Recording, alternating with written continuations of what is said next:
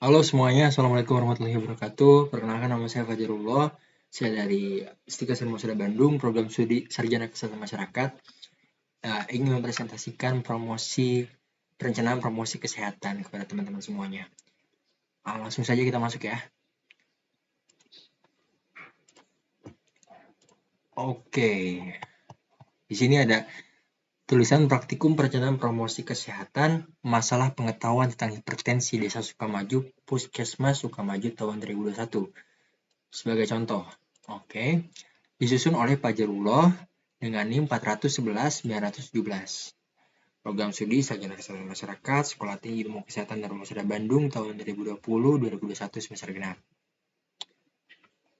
Langsung saja kita masuk ke daftar isi. Di bagian A ada data IKS dan PHBS rumah tangga, bagian B tahap 1 perencanaan, bagian C tahap 2 analisis situasi, bagian D tahap 3 perumusan tujuan, bagian E tahap 4 perumusan kegiatan, sumber daya, rencana operasional, dan jadwal, bagian F tahap 5 penentuan indikator, bagian G tahap 6 review perencanaan, bagian H tahap 7 penyusunan rencana evaluasi dan diseminasi, bagian I lembar penilaian praktikum. Nah, ini sebagai contohnya, data IKS dan PHBS di desa X di Puskesmas Y, seperti ini. Teman-teman bisa lihat. Ya, kurang lebih seperti itu ya. Nah, kali ini kita langsung masuk ke bagian B tahap 1. Perencanaan. Aspek yang diungkap partisipasi siapa yang mesti berperan serta dalam perencanaan dan bagaimana cara ikut sertakannya. Dan hasil diskusi yang berperan serta dalam tahap perencanaan ini adalah Kepala Puskesmas, tenaga kesehatan dibantu oleh para kader setempat dan masyarakat. Nah, untuk waktunya dimulai dari tanggal dan bulan 1 Agustus 2021 berakhir pada tanggal dan bulan 31 Agustus 2021. Biaya dan sumber lainnya. Nah, untuk alokasi biayanya tidak ada biaya. Waktu staf, waktunya yang dilakukan adalah pada pagi sampai siang hari. Peralatannya poster tentang pengobatan hipertensi serta leaflet. Lalu tenaga yang dibutuhkannya tenaga kesehatan, tokoh masyarakat, dan kader setempat. Nah, pengumpulan datanya nih, ada data sekunder, data premier, lalu bagaimana data baru bisa dikumpulkan, dan juga data baru dan data yang sudah ada seperti apa akan dianalisis gitu.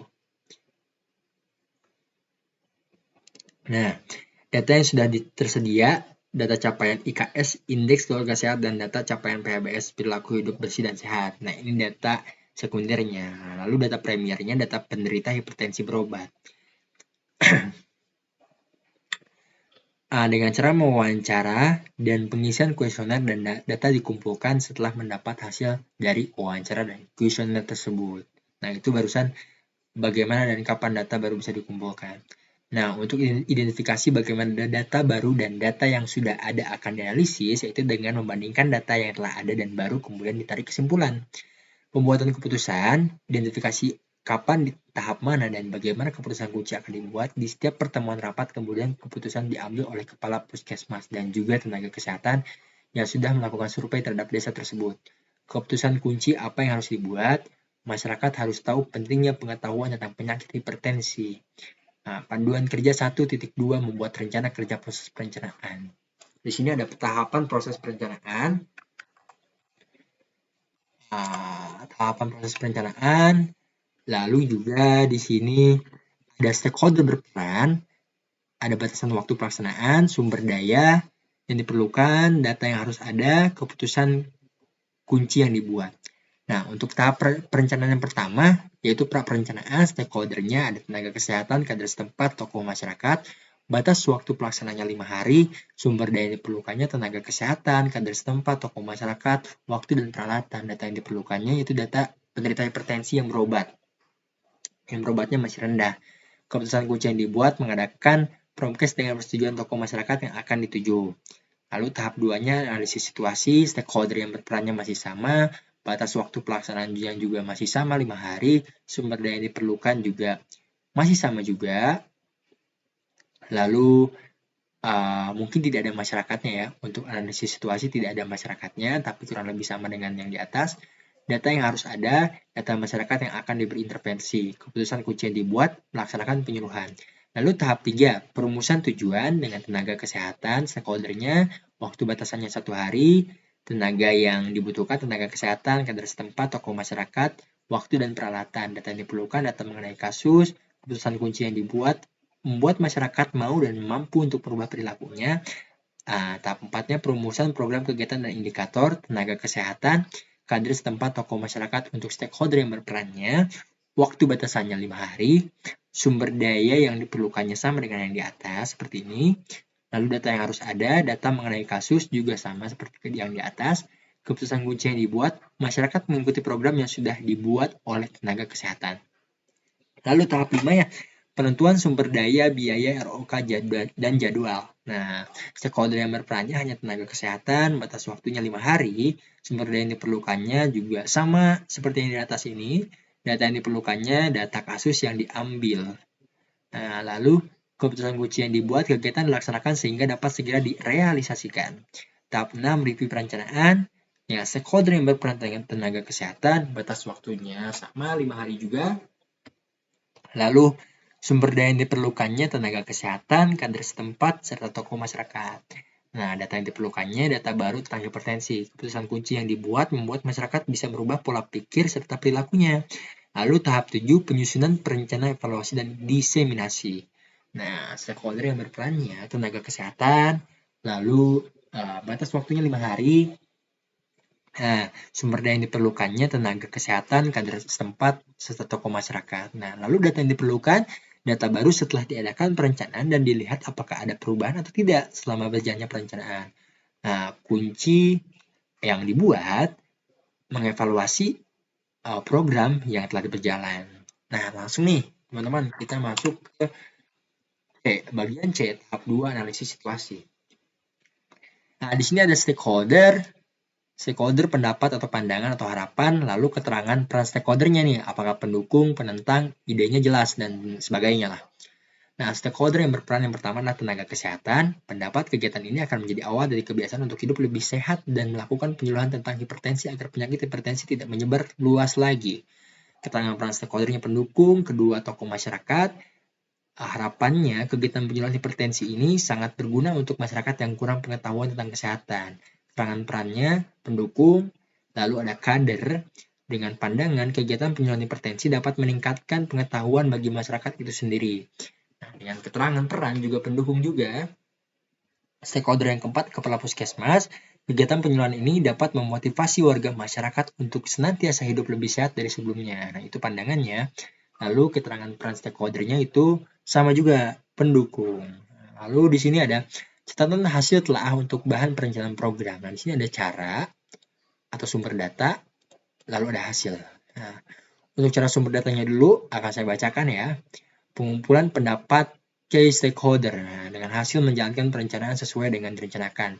Literatur dan pengalaman sebelumnya dengan hasil membuat masyarakat lebih peduli terhadap masalah hipertensi dan juga membuat lebih peka terhadap lingkungannya.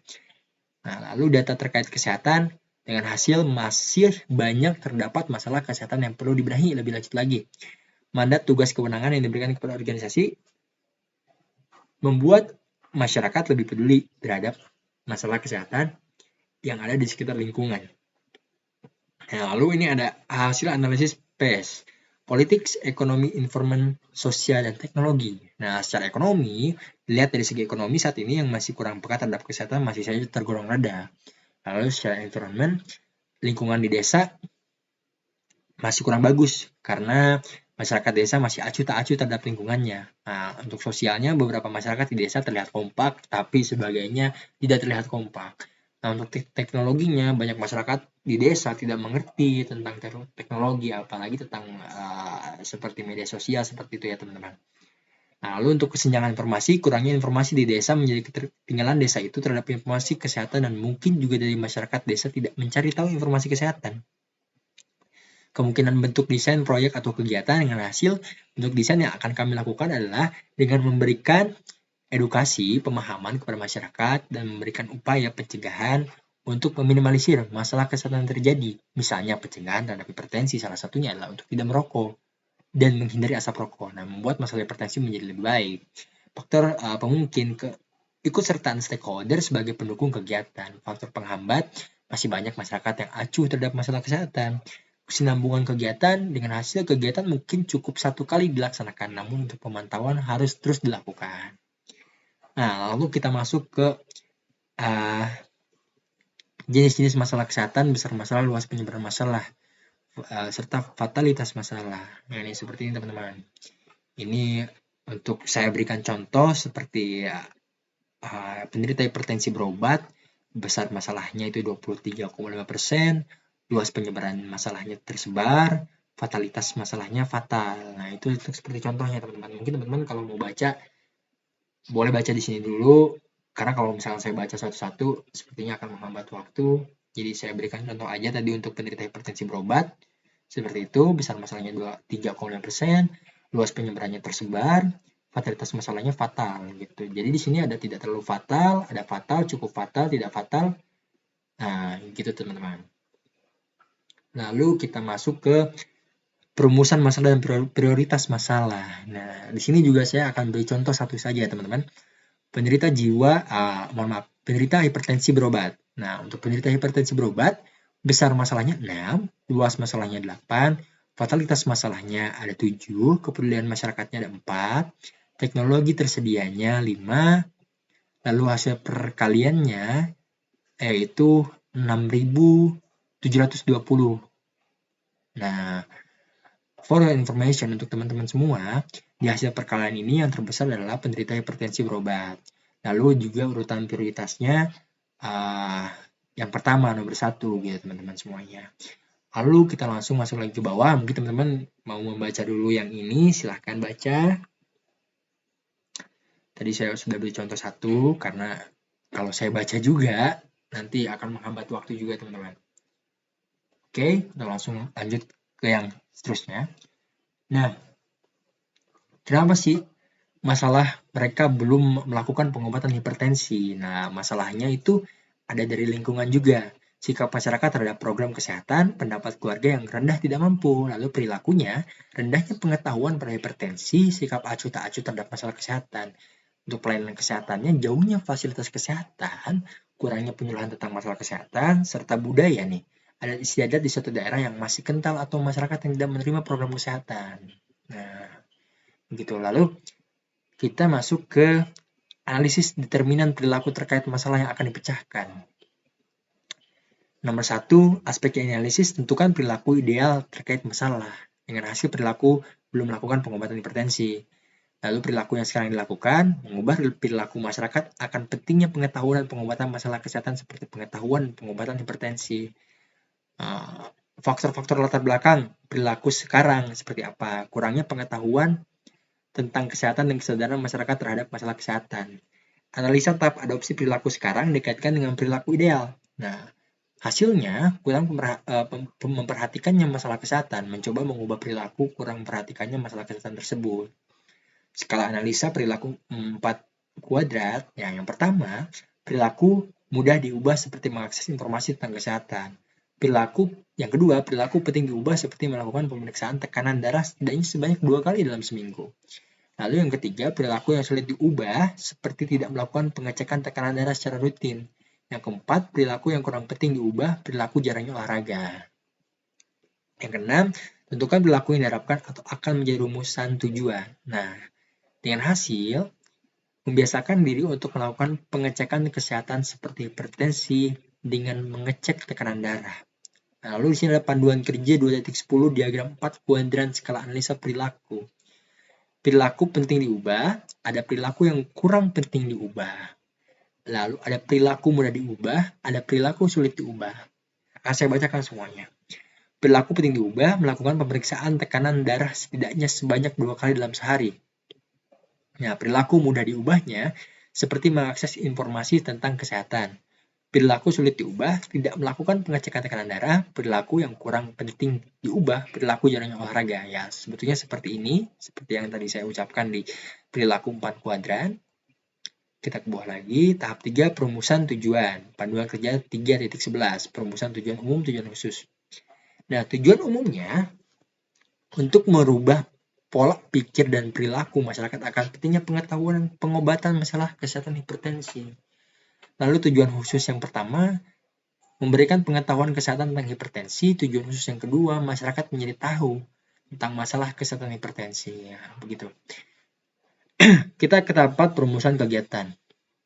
Tadi tujuan khusus satunya, pengetahuan kesehatan tentang hipertensi, memberikan seperti yang tadi saya sudah sebutkan di sini, sama saja. Lalu strateginya, pemberdayaannya, memberikan masyarakat tentang penyakit hipertensi. Kemitraannya, kami melakukan kerjasama dengan tokoh masyarakat dan juga kader setempat. Advokasinya, melakukan koordinasi antara pemerintah dengan tokoh masyarakat dan juga kader setempat. Sasarannya, primernya, masyarakat bisa sehat tanpa penyakit hipertensi. Sekunder, tokoh masyarakat dan kader setempat. Tersiernya, kelurahan, kecamatan, bupati, tokoh masyarakat, dan kader. Nah, lalu ini ada kegiatan-kegiatannya. Untuk kegiatannya, melakukan penyuluhan kepada warga masyarakat tentang pentingnya masalah kesehatan hipertensi dan memberitahukan cara pencegahannya, meminta bantuan dukungan dari kader dan tokoh masyarakat desa setempat terhadap kegiatan yang akan dilakukan. Nah, lalu kerjasama dengan pemerintah untuk dapat meningkatkan program tersebut. Nah, tujuan khusus kedua sama seperti ini, teman-teman, yang tadi saya sudah sebutkan di sini. Oke.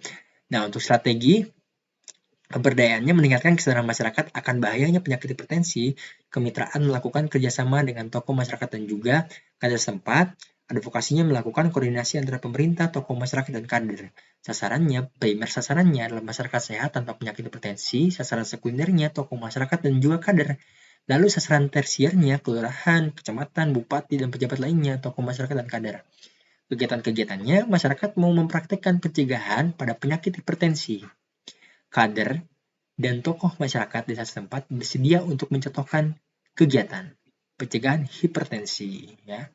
Tokoh masyarakat diikut serta dalam kegiatan dan melakukan pemantauan. Nah, langsung kita masuk ke jenis sumber daya.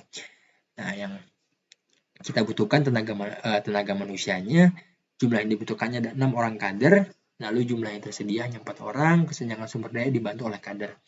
Peralatannya Infocus 2, poster 5, leaflet sekitar 250 lembar, tensi 6, jumlah yang tersedia Infocus 1, poster 5, leaflet 200 lembar, serta tensi 6.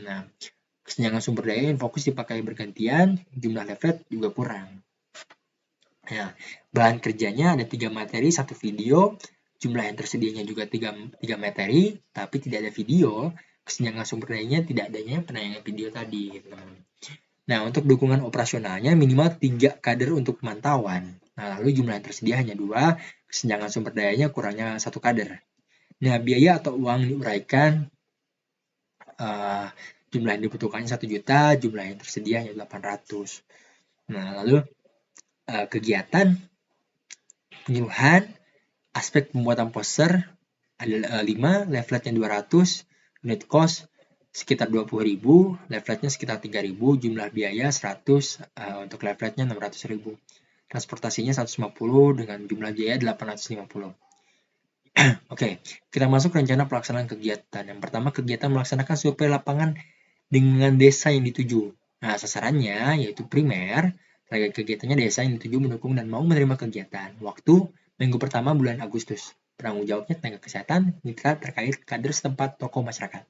Lalu yang kedua, melaksanakan kegiatan wawancara ringan dengan warga masyarakat. Nah, sasarannya sekunder, yaitu masyarakat desa dapat menjawab pertanyaan dengan jujur. Waktunya minggu kedua bulan Agustus, penanggung jawabnya tenaga kesehatan juga. Mitra terkait, kader setempat, tokoh masyarakat. Lalu yang ketiga, melaksanakan kegiatan penyuluhan tentang hipertensi primer. Untuk sasarannya, yaitu primer, target kegiatan masyarakat tahu, mau, dan mampu untuk memeriksa diri untuk mempraktikkan dalam kehidupan sehari-hari. Ini yang sudah tadi saya sebutkan ya waktu awal-awal presentasi.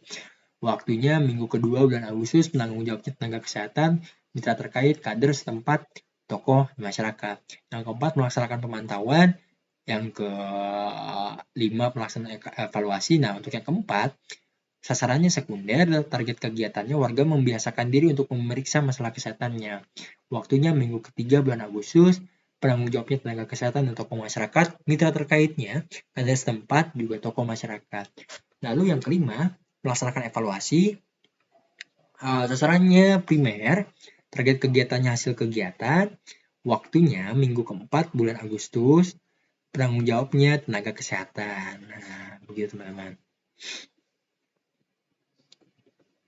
Lalu panduan kerja 4.17 jadwal chart kegiatan survei dan penyuluhan seperti ini tadi yang sudah kita bacakan juga tadi di sini, minggu pertama bulan Agustus, minggu kedua bulan Agustus, seperti itu teman-teman. Di sini. Nah, lalu tahap 5 penentuan indikator panduan kerja 5.18 penentuan indikator. Jenis aspek program ada rumusan, jenis indikator, rumusan indikator. Jadi ada aspek program, ada indikator. Nah, lalu untuk tujuan umumnya meningkatkan mohon maaf teman-teman. Saya salah baca untuk yang ini hanya contoh saja ya. Ini hanya contoh saja. Nah, ini yang saya kerjakan teman-teman. Mohon maaf ya, ini yang saya kerjakan. Tadi saya salah sebut teman-teman. Ini untuk aspek program, indikator, terus juga ada jenis aspek program, rumusan, jenis indikator, juga ada rumusan indikator. Nah, untuk jenis aspek programnya, teman-teman, saya tandai dulu ya. Nah, untuk jenis tujuan umumnya, sasaran dapat melakukan pengecekan kesehatan secara rutin, terutama masalah kesehatan hipertensi. Jenis indikator dampak, rumusan indikator penyakit hipertensi mampu ditekan dan angka kejadiannya dapat diturunkan. Tujuan khususnya, masyarakat dapat membiasakan melakukan pengecekan darah secara rutin. Jenis indikatornya indikator outcome. Rumusan indikatornya cakupan pemeriksaan hipertensi meningkat. Tujuan khusus 2, masyarakat mampu melaksanakan pemeriksaan kesehatan. Dengan indikatornya output, rumusan indikator masyarakat mau melaksanakan pemeriksaan kesehatan. Nah, lalu jenis aspek program ada proses, rumusannya masyarakat mendengar dan memperhatikan kegiatan penyuluhan ini. Dengan indikator proses, yang pastinya indikatornya proses, rumusan indikatornya masyarakat antusias dengan kegiatan yang dilaksanakan. Lalu untuk inputnya, rumusannya desa yang menjadi sasaran bersedia dan mendukung kegiatan. Dengan indikator input, lalu rumusan indikatornya adanya pemantauan pada penyakit hipertensi. Nah, kita di tahap 6 teman-teman. Bagian G tahap 6, review perencanaan. Apakah tujuan khusus sudah dirumuskan jelas dalam rumusan outcome? Sudah memadai. Apakah kegiatan jelas dan dapat diukur juga sudah memadai? Lalu, apakah jenis, tipe, dan jumlah sumber daya memadai? Tidak memadai, belum memadai. Lalu, apakah ada keterkaitan kausal gitu antara tujuan khusus dan strategi atau kegiatan yang masuk akal? Lalu, ini sudah memadai. Apakah hambatan-hambatan membatasi program? Belum memadai. Review sumber daya manusia dan keterkaitannya belum memadai juga. Review sumber daya finansial dan keterkaitannya belum memadai juga. Lalu, review kesesuaian rencana dengan pengumpulan data dan pengambilan keputusan pada waktu tersebut. Belum memadai juga. Bila ada kebutuhan, baru waktu ketika menyusun perencanaan apakah sudah dipenuhi. Sudah memadai. Bila perlu penyesuaian agar perencanaan sesuai dengan situasi dan siap diimplementasikan, apakah sudah dipenuhi. Sudah memadai, apakah sudah dilakukan revisi perencanaan sesuai keperluan? Ya, sudah memadai juga. Nah, teman-teman kita sudah ada di akhir tadi ya, tadi yang sudah saya sebutkan, ini ada akhir dari presentasi saya. Terima kasih teman-teman semua yang udah mau dengar presentasi saya di tugas kali ini. Terima kasih semuanya, jangan lupa like, klik subscribe juga. Terima kasih. Assalamualaikum warahmatullahi wabarakatuh.